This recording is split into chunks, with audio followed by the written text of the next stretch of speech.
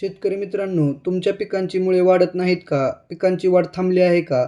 मग एक खत आहे जे थेट मुळांना ताकद देतं, तर ते पॉवरफुल खत आहे टी-एस-पी.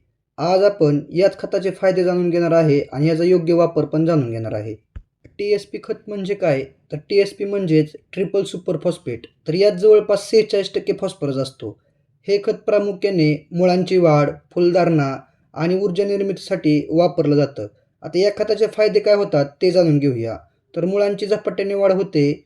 सुरुवातीच्या वाढीमध्ये जोरदार फरक दिसतो. फुलधारणा आणि फळधारणा वाढते. पिकांची उत्पादन क्षमता वाढते. ऊस, सोयाबीन, कापूस, भाजीपाला या सगळ्या पिकांसाठी उपयोगी आहे. तर असे जबरदस्त फायदे आपल्याला टी-एस-पी खताचा वापर केल्यामुळे मिळणार आहेत. आता या खताचा वापर मी माझ्या खोडव्या ऊसावरती केला होता बंदीच्या वेळेस.